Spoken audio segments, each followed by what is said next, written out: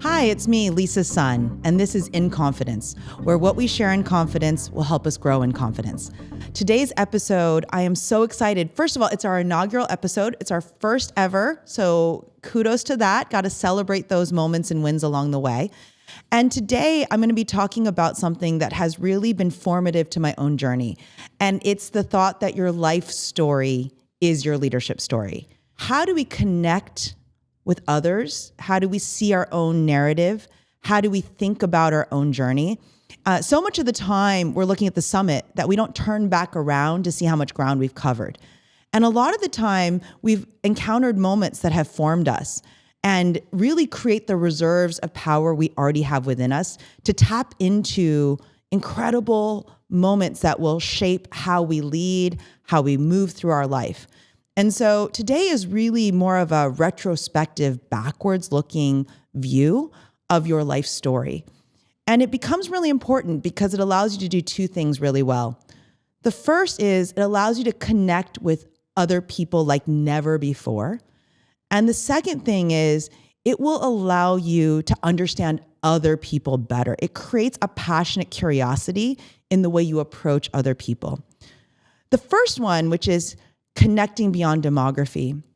You know, so much of the time when we meet new people, we ask demographic questions or we share demographic things about ourselves. So where did you grow up? Where do you work? All those things. By the way, I could go on LinkedIn or any other social media platform right now, and I could learn everything about you. There's actually no mystery in your demography anymore.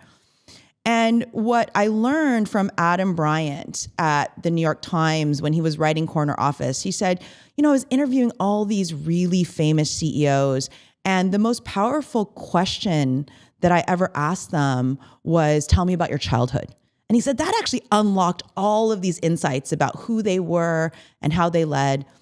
And I was reflecting on my own journey. And one of the things I realized was my favorite boss at McKinsey, shout out to Blair, because I hope he's listening to this episode. One of my favorite bosses at McKinsey, when I met him, he didn't ask me any demographic questions. He's like, I looked it up in the system. I actually know your GPA. I know your SAT score. I know everything about you. And he asked me, tell me a childhood memory you're proud of. And I talked about working in my parents' all-you-can-eat Mongolian barbecue in Fontana, California. And if you've never been to Fontana, just to be clear, we had a ticker tape parade the day we got a Walmart, a Claim Jumper, and a Price Club. And I talked about the grit and resilience it takes to be the daughter of immigrants. And he said, I love that. You've got resilience. You're going to persevere. I want to work with you. And so when we talk about your life stories, your leadership story, so much of how we frame our narrative for other people is going to come from us pulling out those stories and having them on call or sharing them. And when we build connection on stories, shared values, not only do we get seen, valued, and heard differently, but we start to see it in other people. And so today's episode, I'm going to cover two things. One is, how do you tell your life story? What are the tools to pull it out of yourself? How do you present yourself? The second thing is, I'm going to cover how to ask passionately curious questions. Because if you not only know how to tell your story, but how to ask people their story, you start to build relationships that will change your life. Both of those things are the focus of today's episode. And one of the things I want to share with you is some of our episodes are going to have a downloadable PDF where you can actually go through the exercises with us in a journal or just print them out or use them. I think we make a kick-ass PDF. And so one of the fun things that I hope to give you along the way is not just the discussion about these topics, but actually real tools that you can print out, look at, review, and use them, share them with other people.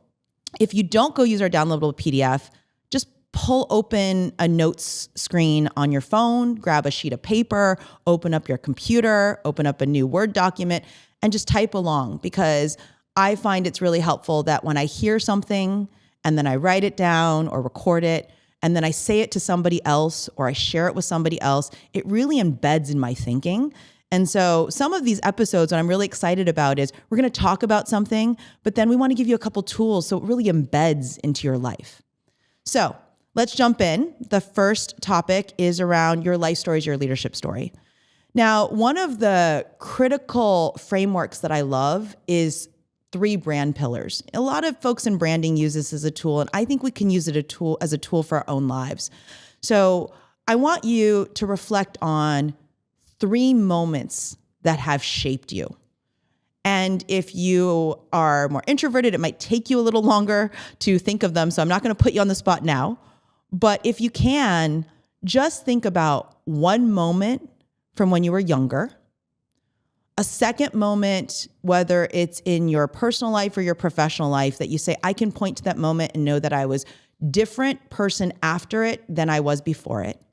And the third is, I want you to pull out a moment right now, a present moment. And I want you to pick those 3 moments and just jot them down. And for each of those moments to the right, and if you have our PDF on the right, I want you to just jot down, what did I learn about myself in that moment? What did I think about? Who was I? What was going wrong? What was going well? Who was there for that moment? And I want you to just think about what you took away from it. And some people that have done this exercise with us will say, here's who I was before this moment, and here's who I was after. I'm going to share with you how I tell my own story. I tell it in 3 parts as well. The first moment, and this is the moment I shared with my boss at McKinsey, is I talked about my parents being immigrants from Kaohsiung, Taiwan. Now, if you've never been to Kaohsiung, let me be clear. It's in southern Taiwan. It's where the farmers were. It is the 2nd largest city in Taiwan, but nobody leaves Kaohsiung. And my parents were the only 2 people to leave their extended families. They both have 4 siblings, so they're families of 5. My mom and dad are college educated. And my dad decided in the 70s, let's move to America. And they came to the United States with no money, not speaking the language fluently, and they didn't really know anyone. And my mom worked on a hamburger truck, and my dad worked on a loading dock. And they saved up enough money to own a Mongolian barbecue, $4.95 at lunch, $12.95 at dinner, all you can eat. And in 1987, I was working the cashier desk in the summers. Now, I like to say no one dines and dashes when you have an 8-year-old collecting the money. But really, it was an interesting experience because as an 8-year-old, you don't have the grip strength to run the old school carbon copy credit card machine. Now, for those of you who might remember it, you remember that we used to give someone a credit card and they would run it on a little machine that had carbon copies, and you'd get a copy and the restaurant would get a copy. If you're too young to remember this, if you watch Home Alone 2, Kevin checks into the plaza and they run the credit card in an old credit card machine. Now, an 8-year-old does not have the grip strength for that. I had to lean up on the counter and push down hard because if one number was missing, my parents didn't get paid. And so that's the first story I always share, because immigrants are visionaries. They believe in something before they can see it. In fact, my parents are immigrant entrepreneurs. So when you have that double whammy, you realize what it takes to create something from nothing, to will ideas into existence. And that formed me into someone who really could envision possibility, but more than that, have the grit and perseverance to will something when there's nothing. The second pillar of my story is I spent 11 years at McKinsey & Company, management consulting firm. And for 11 years, and for those of you who know consultants, you know 11 years is a super long time to be a consultant. Most people do it for 18 to 24 months. Thank goodness for these Asian genetics, because 11 years is a really long time to be a consultant. And I had the opportunity to live all around the world, solve tough problems in compressed timeframes, and work for the world's leading executives and thinkers. And really, that experience taught me 2 things. I got 2 really important gifts out of that time at McKinsey. The first is what it means to be in client service, that it's my job in life to help other people succeed. The second thing that I got out of that is apprenticeship, mentorship. There's very few places in your 20s and 30s where you get to spend time with the world's best executives and thinkers and do unbelievable, incredible things to grow companies, to move mountains, and really learn that feedback is a gift, because my toughest coaches were my best coaches. They really saw something in me and wanted to shape me into the person I am today. I will say, as a side note, that one of the things I also learned is how hard it is to be an Asian American woman in business, because it took me twice as long to get to the same markers of success as my male colleagues. When I joined the firm in September of 2000, less than 13 percentage points of the global partnership were women. And so I learned firsthand how hard it is to climb the ladder. I experienced systemic bias. I learned how to separate myself from the evaluation because sometimes the scorecard wasn't built to see someone like me. And so that's the second thing I usually reflect on. And it's not about my resume. It's more about what I learned and extracted from that experience. And the third pillar that I often share with people is I took a year off from working, and I was lucky enough. I recognize how lucky I was to be able to take a whole year off. Most of us can't do that.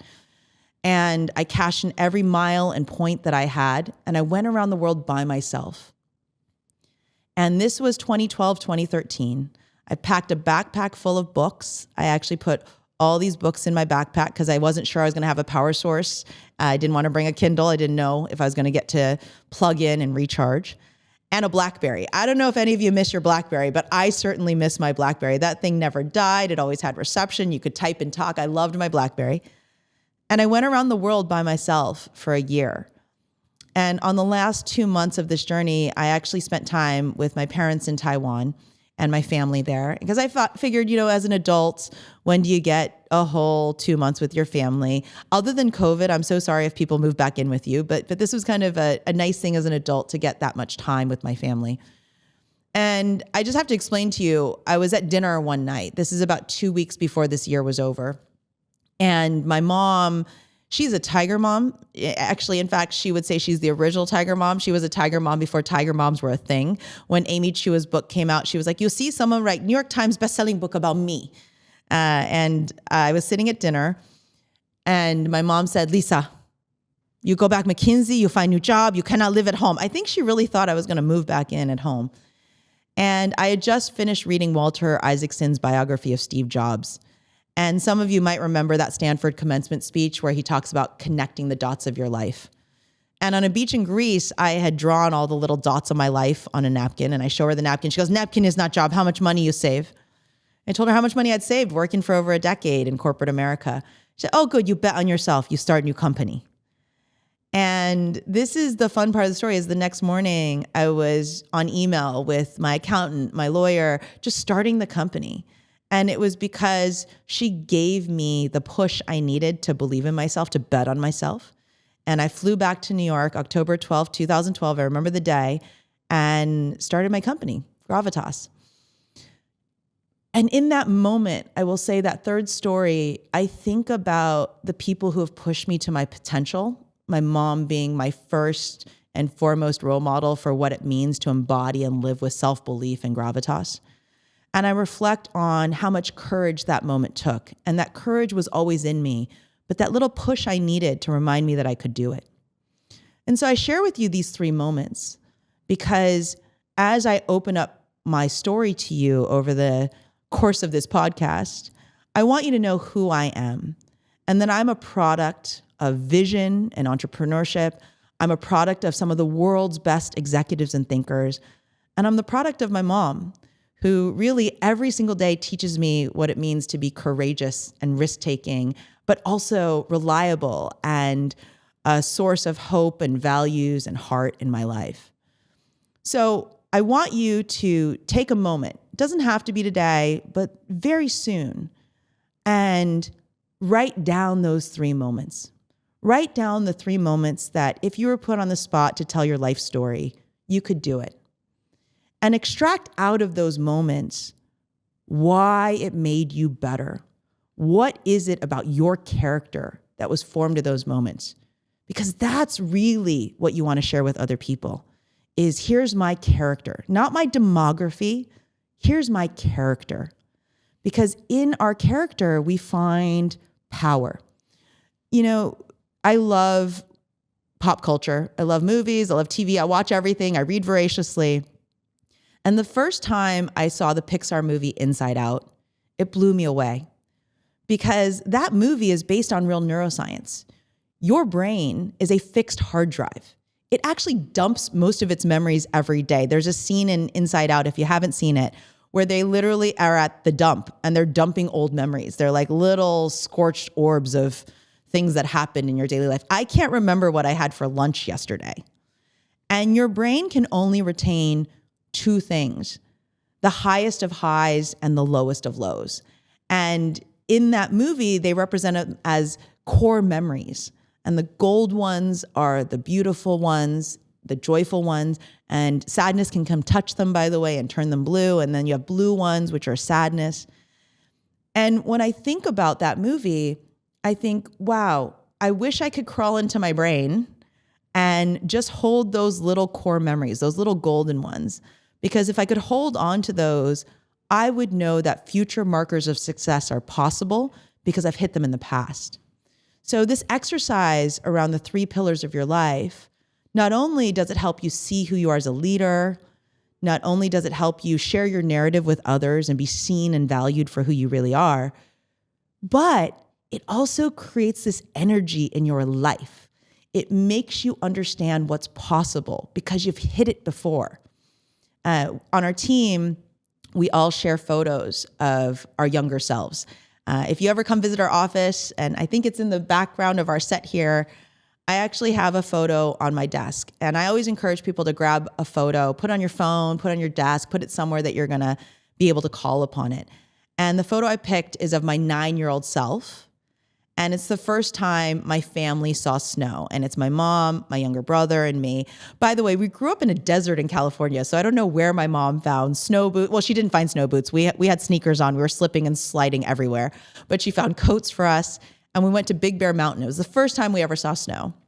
I always think it's funny when there's those things where people say, if you could go back in time and give your younger self advice, I actually flip it around, and I always say, what would your younger self tell you? Because if your younger self was anything like 9-year-old Lisa, by the way, 9-year-old Lisa was going to be president of the United States, on the Supreme Court. I was going to be a Supreme Court justice. Not only that, I was going to be the first Asian female chief justice of the Supreme Court. I could still be one of those. That 9-year-old Lisa was so brave. And so oftentimes when I feel insecurity or fear, I will look at the photo on my desk and I will say, 9-year-old Lisa, what would you say to me? And first of all, she would say, oh my gosh, look at this awesome life we have. We are doing extraordinary things in this world. She would be so proud of me. And every single time I feel fear, she says, I see you, I value you, and I believe in you. And I think it's really important that first pillar that you choose is one that you can call back on, because I call back on the first pillar of my 3-pillar life story all the time. That's a reserve of power I know I have within me. One of the most important things is learning to tell your life story. It allows you to call on things that you want to be seen for, valued, heard for, and that's a narrative. But it also reminds you of what's possible in your life, what you're capable of. And so take a moment today, next few days, jot down those 3 moments. They might change over time. I think actually my 3rd moment might change in the next few months. And if it does, I'll let you know. But have those ready. Have those ready for personal connections, professional connections, whatever stage of life, something you want to open up. Because when we create windows of connection based on these stories in our lives, we go way beyond demography. We connect with people like never before. One of the funny things, I love to watch reality TV competition shows. I mean, everything. I watch almost every reality TV competition show. And every time I watch The Voice, and I love The Voice, they always ask somebody, hey, where are you from? And someone will say, oh, I'm from Oklahoma. And back in the day when Blake Shelton was like, oh, me too, I'm from Oklahoma. And I always think, well, that just cut out every other judge, when you choose something like demography. So for me, I love it when they ask, tell me what artist inspired you. I actually love it as opposed to asking the demographic question. The other judges will go down the line and be like, tell me what you're listening to. Who inspires you? What are the artists that you hope to be in the canon with? And I always go, wow, that's such a better story to tell. That is such a more interesting way to open a window and get that person on your team. And so connect beyond demography, figure out the 3 pillars of your life. I promise you, It's going to change the way you think about yourself, the reserves of power you tap into. It's going to change the way you share your story, the way you're seen and valued every single setting that you're in. Now, the flip side of that, so you've got your narrative, you know exactly what the parts of your story you want to tell. Let's talk about the flip side of that, which is how do you become a passionately curious person? Now, I did not create this term. I borrowed it from Adam Bryant, who used to be at the New York Times. He talks about passionate curiosity. Now, what I mean by passionate curiosity is, how do we start to ask different questions? And if you're in your downloadable PDF for this episode, I just gave some examples. Like here's some demographic questions that would not be passionately curious. It'd be, where do you live? Where'd you go to school? What do you do for a living? Where are you from? And those are just easy default questions, right? And what if you have nothing in common? What if you have nothing to say, right? And so I always find those demographic questions to be a little bit tough to break through with someone. When our team decided to create this podcast, one of the things that we said is I was going to share things that I probably wouldn't share publicly. So I am going to wander into territory of sharing something very personal about myself. One of my best friends in the world, about 10 years ago, said, I want to take you to Burning Man. Now, let's be clear. I had all the stigma because I grew up in corporate America of what Burning Man was. And what she said, no. It's a place where you can do whatever journey you're on. You don't have to do the stereotypical what you would associate with Burning Man things if you don't want to. It's your own journey. And she said, it's just a place where you can free yourself from the trappings of the world, like all the things that you've been conditioned to know. External metrics of success, validation. She said, it's just, go there and just be with me for a week. And so I'm the type of person who's super curious. So I was like, okay, sure. Like, why not? Anything once. I don't have to do it twice. And so I went to Burning Man. And what was so interesting about that experience is nobody cared what you did in the real world. Nobody. And back in the 2010s, there wasn't even great cell phone service. So you couldn't look up anyone. You weren't Googling people you met. In fact, you might not even know their first name or last name. You just met them walking around a camp. And it clicked something in me around how much we cue, if I want to know you, with these external markers, these demographic markers. And I live in New York City, which is a very judgy place. Like every time you go to a dinner party, someone says, oh, where do you work? What do you do? Right? All these things. And I don't know, maybe this is me being like sort of insecure about it, but I feel like they're sizing me up. Like, why did you get invited? What are you doing? Are you valuable to me? And there was a flip that happened to me after I came back from Burning Man. And I thought, I don't want to ask people what they do for a living anymore. I just don't. It's just not interesting because I met so many people in that week that were from so many different walks of life. I have no idea what they actually do for a living. I don't know even where they live, but we had some deep, soulful conversations about life, passion, things we wanted for the world, how we wanted to make a difference. And I thought to myself when I came back, I did come back really understanding what it meant not to be forced to share with people my resume. Like I always felt like I needed to prove myself. And so now I thought I'm going to start asking questions differently. I'm not going to ask people what they do for a living. And so I want to give you like a from to. So if you used to ask, what do you do for a living? Where do you live? I always now say, hey, tell me your story. How do you know everyone? What are you passionate about? How'd you learn how to do that? Is there something you're really proud of that happened in your life this week? And I know that's uncomfortable for people, right? To change those questions. But once you do, I promise you, people are going to open up to you like never before. If someone does tell you what they do for a living, or you do want to find out, I always say, hey, how do you make a difference in this world? Like, what are you doing in the world that you're really proud of? And if people wander into their job, I often say, okay, what are you working on now that you're really excited about? And so we actually are able to go to that next level because when you tap into people's passions or purpose, they start to open up and tell you things. I will share that my boyfriend, Sean, he has talked to a stranger every single day for the last 6 years. He's really proud of it. And he says the rule about talking to a stranger is you have to get their first name and you have to have a conversation that's at least 5 minutes. I did ask him, what did he do during COVID? And he said, I would call Verizon customer service and have a conversation with someone on the phone because they are forced to give you their first name, right? And he said, I just wanted to talk to someone and get to know their story. And I've been around him a lot. And he actually uses that as his intro to get to know someone. We'll be sitting and having a drink and catching up at the end of a long week, and we'll be at the bar.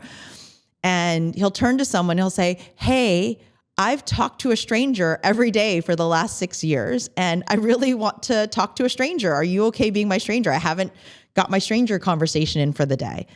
And he'll ask them, what are they reading? What are they into? Is there a sports team they love? And they'll just have this really fun, interesting conversation. We have met such cool people. A few of them have become friends. He did this on an airplane recently where there was another couple and we were all sort of delayed and waiting in line. And we're saying, hey, what are you doing in Jamaica? And they started telling us all the things about their life and what they were into. And we've kept in touch with them. The next time we're in Philadelphia, we're going to visit them. But I think when you embody a mindset of passionate curiosity, I don't want to know what you do for a living. I want to know what makes you tick. I want to get to those shared values. I want to hear stories. I want to know what you're doing to make a difference in the world. It actually starts to help you connect with other people. By the way, because you have your 3 brand pillars, because you know your own story, you have stories to call upon. You have stories to say, hey, and by the way, I love that you shared who you are. Let me tell you a little bit about me. And so, for example, I am trying to, at dinner parties, not recite my resume to people. You get invited to something, there's 10 people, the one person that invited you, and you're seated next to 2 other people. And inevitably, it's like, what do you do for a living? And I always say, you know what, I'm not going to run through the name of my company and all the things we've done. I'll just say, you know what? I'm a small business owner and it's really tough, but I love what I do. I help people find confidence in their lives. And first of all, I want people to know how hard entrepreneurship is. Let me be clear, no one's crushing it out there. And if you are, I'm really happy for you. But entrepreneurship, we're going to talk about in a future episode, is a special brand of exhaustion and anxiety and struggle that you do because you love something so much. But when I do that, I'm not using an external marker. I don't even name the company. I said, I'm a small business owner and I love helping people. And they'll say, oh my gosh, really? I'm like, yeah, you know what? One of the things that I learned is helping people creates all this goodwill in your life. And we have this really great conversation more about what it means to be in service. So that's the second thing that I wanted to address today, which is passionate curiosity. How do you really go deeper? Because you want to be seen for your character. And now we have the opportunity to see people for their character. So those are really the 2 things I wanted to share today, which is your life story is your leadership story. Every one of us needs to learn how to tell it in 3 pillars and pull out those insights that can give us perspective, give us power, but also show people who we are. And the second thing is embody passionate curiosity. Figure out how to pull out other people's characters and stories and learning those questions and techniques that help you get the most out of every single connection and opportunity to meet someone, to get to know someone. If you're like my boyfriend, Sean, you can even use his tactic of, I need to talk to a stranger every day. Will you be my stranger today? I do think that's a great opening line. And more important, I think, is when you set the stage for your life stories, your leadership story, every single day, you're going to find a way to add to that story. So that's this episode of In Confidence. I'm really grateful that you tuned in. I hope you're leaving this space stronger than when you arrived. If this episode spoke to you, I hope you'll share it with someone who needed to hear this today, and subscribe so you never miss a moment of inspiration. Until next time, in the words of my 9-year-old self, I see you, I value you, and I believe in you.